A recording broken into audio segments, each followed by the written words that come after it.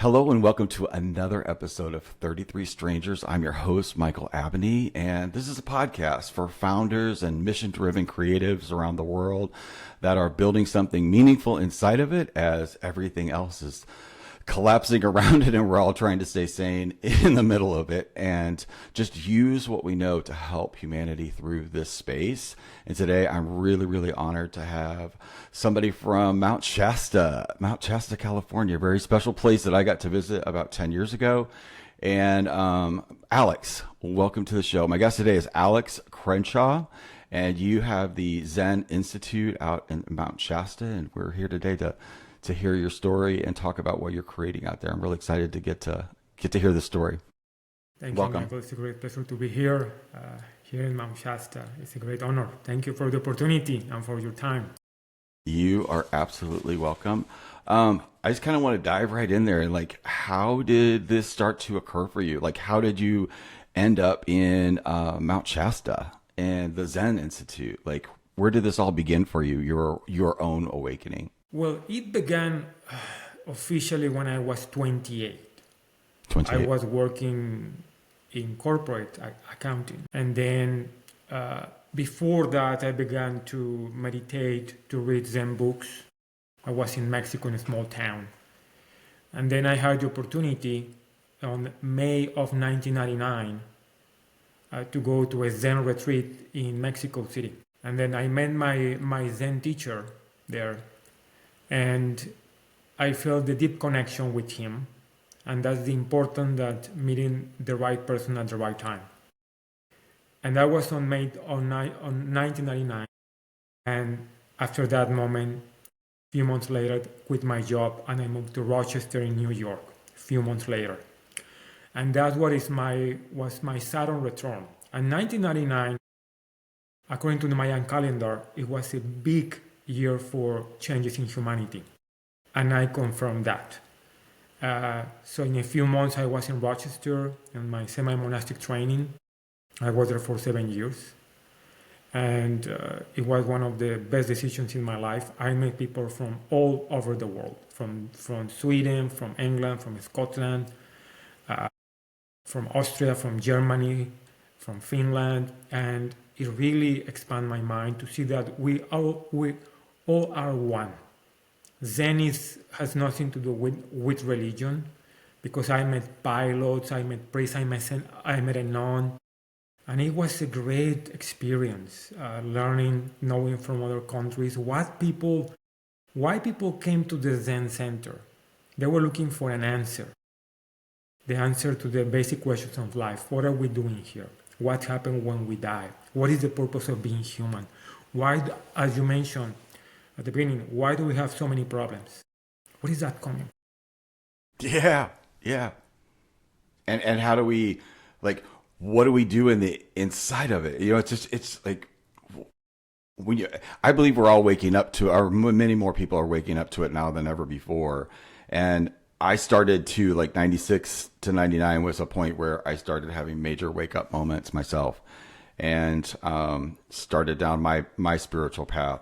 But like, you were in corporate before that, right? So did you have anything in your past that caused you to resonate with the process of the Zen Institute and your process of just getting, you said you're Zen master. So I want to explore really what that is for you just a little bit more.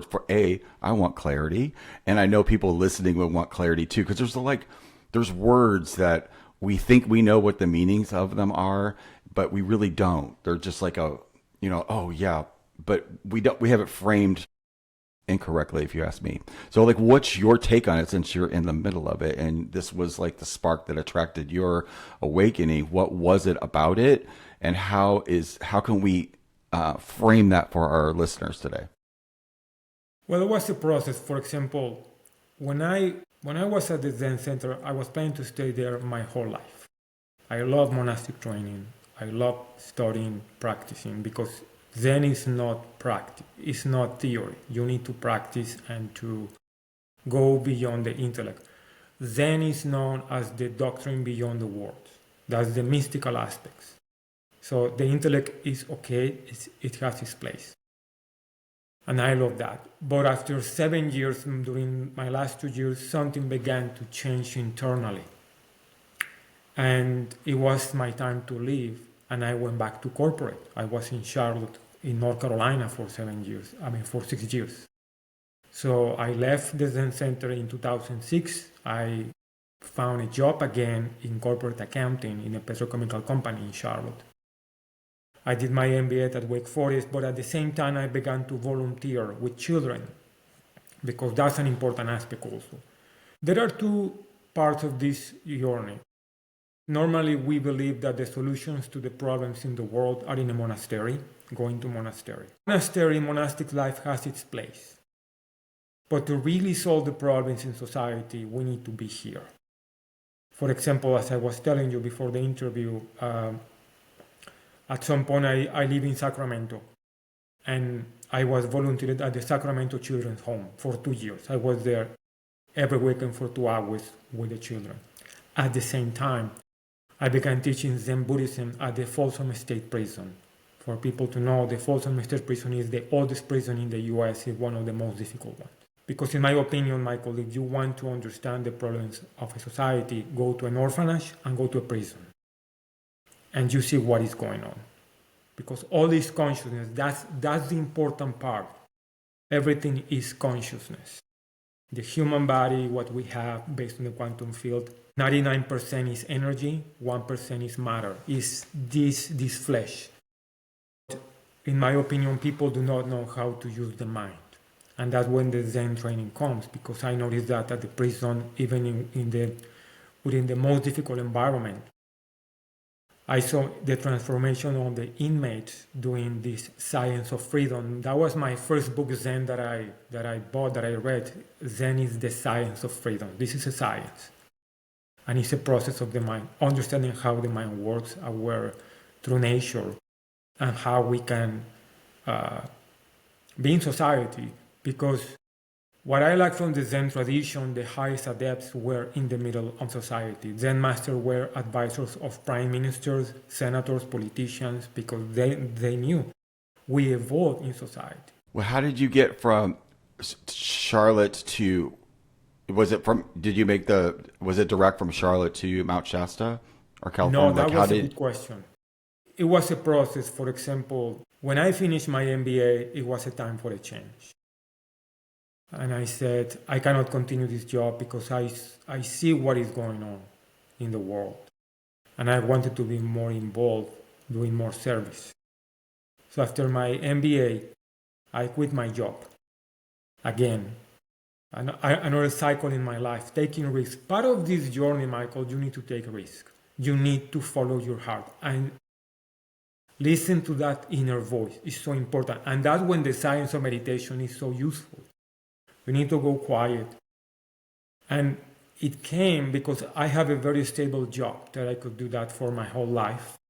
Very comfortable, but I said, no, I need to follow my passion in life. I need to listen to my true calling.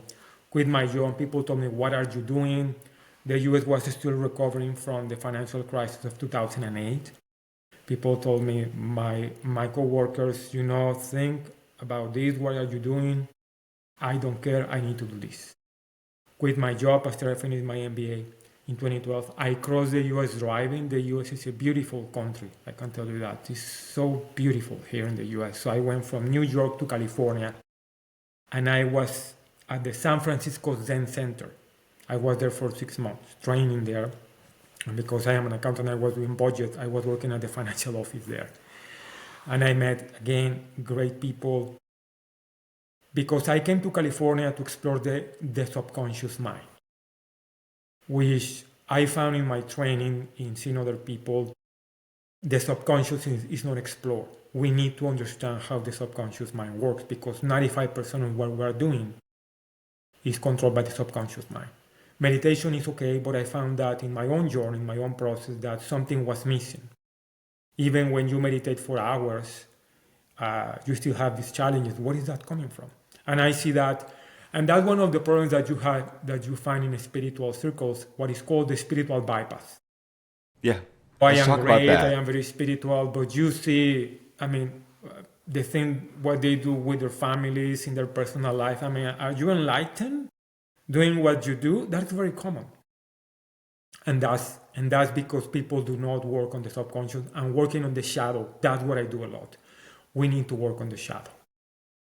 So perfect segue. So the shadows is what led you to the shadows of our society, like the things that we don't like to look at, right? Like the orphanages and the prisons, that sort of. So I really want to, you have a very, very, very valuable perspective that a lot of us don't have access to or the willingness to even go there, even if it did occur to us. So what did you find whenever you, how did that solidify what you like? Because for me, I'll just start like it's when I'm starting something, I have an idea or a sense about it, but then when I explore it and when I'm allowing myself to gather evidence and just see what I'm experiencing, it often shifts. Like the thing I thought it was when I was going in shifts. How did that shift for you? All of what you were learning about Zen and how to master the subconscious and explore that world, how did that impact you, or what did you see when you started working with the prisons? What were they saying to you? Well, there are two aspects. First, with the children. For example, I have two children now that I mentor, right? And in Zen, we have what is called our true nature. Who we are, in essence, goes beyond your age, your male, female. There's something that is indestructible, that goes beyond time and space, that is always there. That's our true essence. That's what is called our true nature.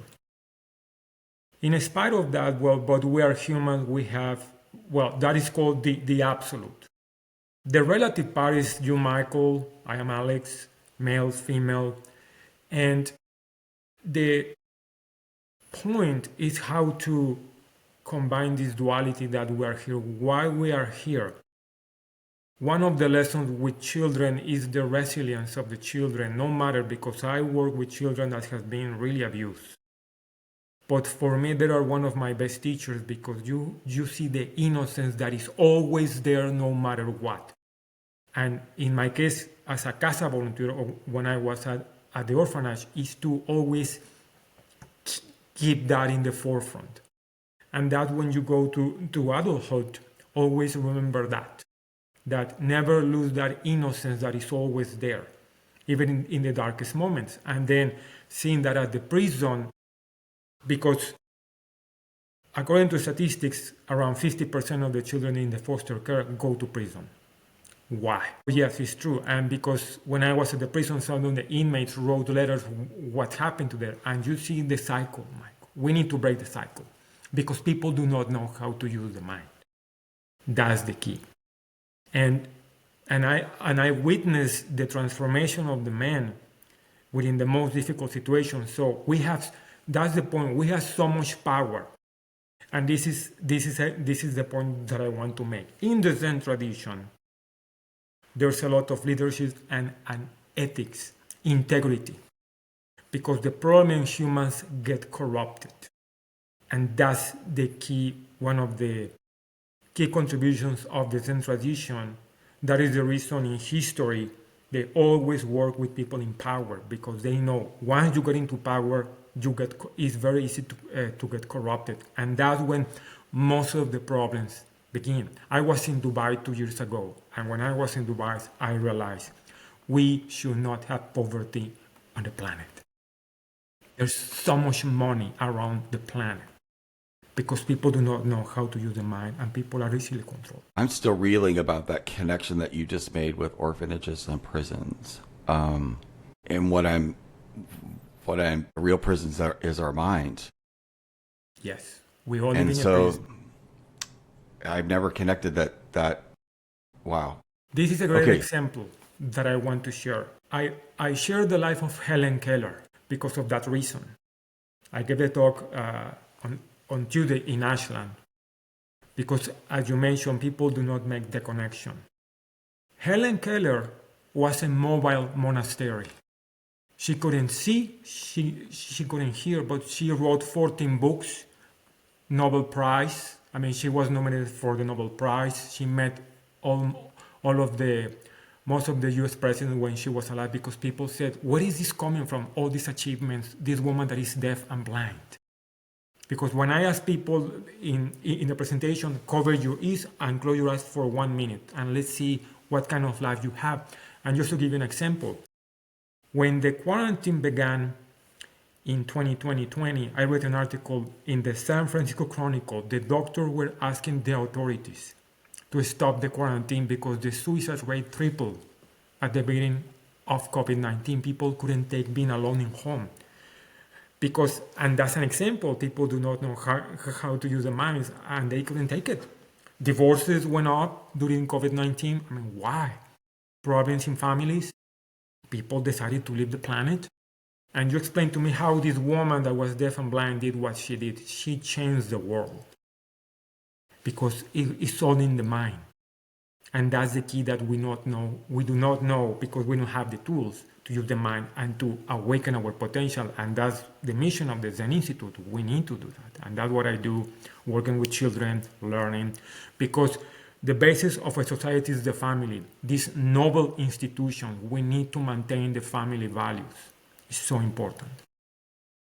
And to talk about what you're talking about and making those, you can't unding a bell, you cannot unding a bell. And so that's why I love having conversations, is because it opens up how I perceive things, and it helps me connect deeper to myself when we're having this level of conversation, not a surface conversation, which is the whole intention of my podcast in the beginning, is to get under the surface and talk about what's really happening. So when you're in these experiences and you see this, like your drive and passion, it almost precedes the words. But I want to kind of catch up here a little bit. So like I want to ask you, what's the first thing that somebody can do that's listening to this, that they've heard of Zen, but they're hearing it now in a completely different way? And what's the first step that somebody can take to start to open the door to this level of awareness? Well, first, as I mentioned, listen to that inner voice. Do not get distracted by using the media or I am not ready. For example, I was talking in the talk on Tuesday. You know what stops people from doing what they want to do in life? I am too old. You see all these comparisons on Facebook, TikTok, so I am not ready. Stop listening to that negative inner critic. Follow that inner voice, go into silence. That silence is what's called the silence of God. Listen to that inner voice. Follow your passion in life.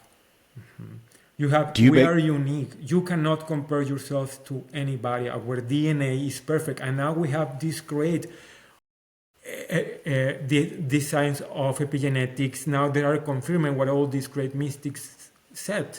It's a waste of time when you compare yourselves to other person. Follow your passion in life.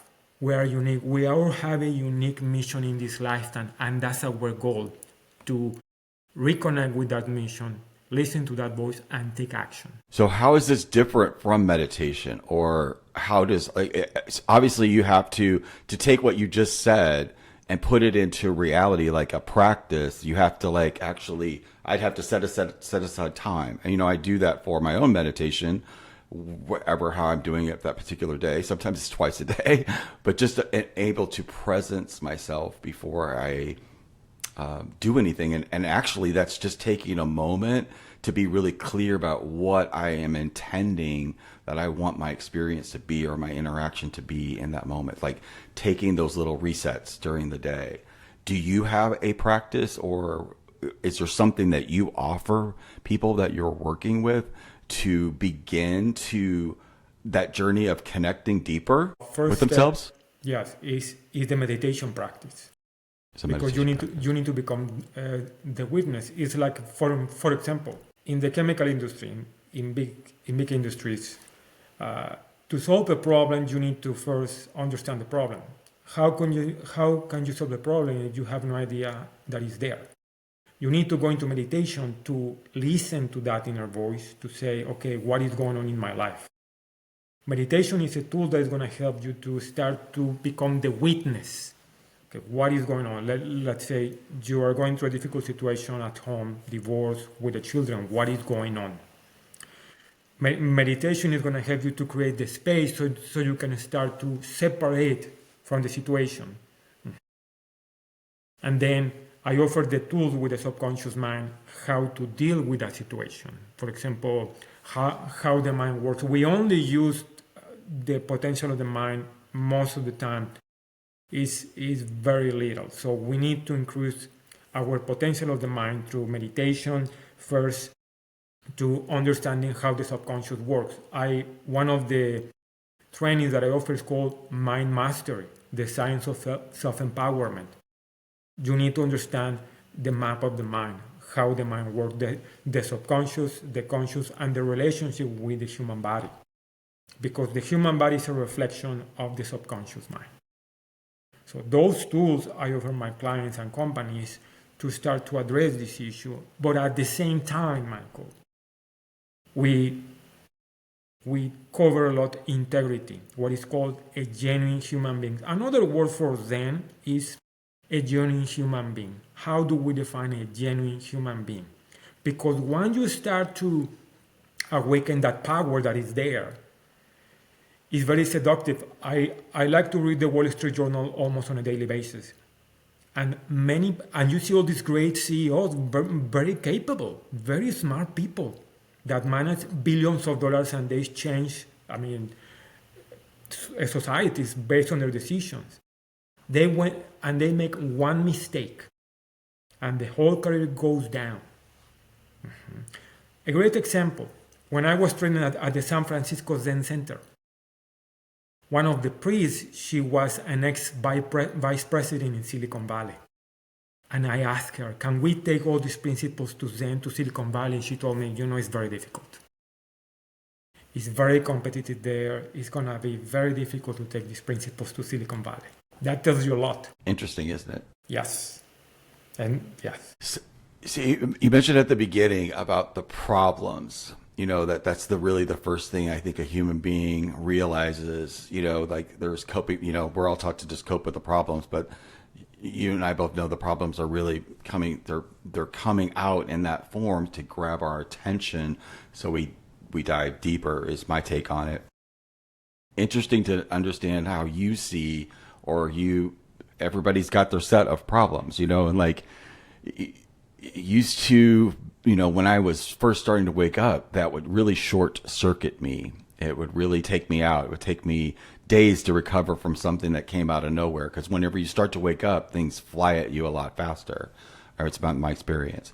And so like this week, I had several things that happened that were, it was, my dad's birthday this week. He passed away. So there was like all of the grief that kind of comes back with all of that stuff. And external things that I'm working on at the beginning of next year, and like problems. But they didn't occur like a problem. It occurred like, okay, I don't have to fix it. I don't have that sense of urgency like I used to because of the practice that I have in my life. And then that not having that urgency allowed me to just be with, all of this stuff is supposed to be here right now. And as soon as I was able to grab all of it at one whack, everything started to make sense and fall in the right spots, and everything got handled. But I can just picture myself like 5 years ago, I would have canceled everything during the week and just had my moment. So there's this balance of trying to keep that mastery going and understand that it's a process. So a lot of us have a tendency to think that this is a band-aid to something or trying to fix something, but it doesn't really work that way, does it? No, well, because the first principle is that everything that happens in our life is not an accident. We attract what happened in our lives. And that's when the meditation comes, because I was the same as you were. Where is this coming from? And you start to blame people or situations of life. But when you start to go into silence, you realize, I attracted that. because we are so powerful, we are walking antennas. People need to realize that. As Nikola Tesla said, we are energy, frequency, and vibration. You need to master that. You need to become a master on energy, frequency, and vibration. Anything in the universe, your brain, your cells, your hair, your eyes, everything is vibration, and it's moving constantly. So that's another part to understand the quantum laws. Everything works through law. That's what is called in Buddhism the Dharma. Dharma means that which upholds the universe of the universal laws. That's what is the Dharma. So we need to align to that laws. You will realize that most of the problems that you have is because you did not align to the universal laws of the universe. Which is now there is a lot going on, but that's the basis. And it takes training to really own your process. That we create our own reality. It's very subtle. We are so powerful. There was an author called Ingo Swann. He wrote a book, Secrets of Power, and he said, because we are very powerful as human beings. And then once you own that power, it's very important that you know how to use it. Because I can tell you with children and in the prison, many of the problems that we have is because is the misuse of power. Do you think it's from just a consciousness perspective or a consciousness issue? Or is it that they because I don't think you can use the power, like when you're conscious of it, I can't imagine ever using it for a negative way. Like it's not part of, like I can't imagine somebody understanding what the universe really is and its love and then use that for some evil intention. Like I don't get that. Maybe it does exist, but it's just like for me, maybe it's just, I don't know, maybe it's just me. But like I can't imagine understanding the beautifulness and the connectiveness of human beings and how we're all connected and the beauty of everything that's happening, and then use that for something to control somebody else or to ill ends. Which is very common. Well, that's how we explain this is what Carl Jung introduced: collective consciousness. Okay, we are part of collective consciousness. So in my experience, meditation, if you continue doing that, it's going to give you willpower. I am not going there. For example, I was reading on the news, I read the BBC News almost on a daily basis, and what is going on in Europe. They have a big problem with addiction, and it's increasing. Why people are taking drugs? What is going on in their minds? Yes, you need to apply the law to put these people in jail, but the basic question is this: why people are using drugs? What is missing in their life? They are doing that because they do not know. First, there is something better, and they do not have the tools to cope with whatever is happening. Plus, it's a way also, like in business, right? You see this you know how much it costs 30 seconds of an ad in the Super Bowl? $17 billion, $17 million, $17 million, 30 seconds. So why companies are willing to pay $17 million for 30 seconds? Because it works, because they know how the mind works. Even they can sell something that is not good for people, but they don't care. I am making money, give me my bonus as a CEO. I want that bonus. That's how it starts when you say, I am not going there. But what helps in my case, when you see the children and the inmates, I met a guy in prison. He told me, Alex, I was supposed to get out from here since 97. That was 2019. He was still there. Because of the system, bureaucracy, racism. But when you see that does something to you. That, okay, we're humans, because this is great technology. But the problem is that we're very, all this technology, AI, is making us very, I don't care about others. I don't care. No, we are humans. We are losing this human connection. It's very important to never lose that, because that's when the humans get corrupted. Even if you are not aware, you do that because this is what I'm supposed to do. This is my job. I work this. I am making money. I don't care about other people. That's the problem. You're opening the door to so much right now. Okay. Wow. have you, like, have you had a connection that caught you off guard that you had with somebody when you were working with them in prison that you have never, like, a Well, human connection well, yes, because that caught you off guard? Like, oh yes, yes, yeah, you know, I had a case that I read on the New York Times, an article that a suicide, a prison guard committed suicide, and he left a letter for the family. He had a son and the wife, and in the letter he said, "My job made me do this." He killed himself because of his job at the prison, and according to the statistics, the highest suicide rate of prison guards is in California, and some of them compare being a prison guard there like being in Iraq. Imagine the environment there. So it occurred to me, Michael, you know, I'm going to share this article with the inmates. So we have an opportunity that you can help the prison guards. Print the article, share that with the inmates. And I had a big lesson in life because we read the article, what we did in prison, we read some article aloud. And when a guy finished reading that article, he just said, you know, this is a lie. He deserved this. You have no idea what they do to us here in prison, the prison guard. He deserved this. And it was so painful to witness that. He said, you have no idea what they do to us, the prison guards. And it's true.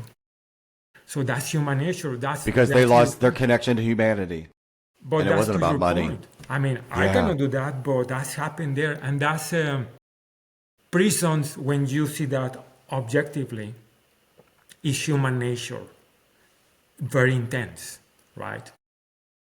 That's when prison works helps you to see, because that is happening in society at a diluted level. But prison is a very intense level, but it's exactly the same. Yeah. Yeah. Wow. This is really transformative for me too, because, like, everything's a mirror. Everything's a mirror. So I have a calling to create community in a new way. And these ideas, and I have a company that wants me to do, like, all these things are colliding. So I've created this event. In fact, I'm getting the green light to release it today. And I found myself this week, who am I to try to do this out of the box sort of thing?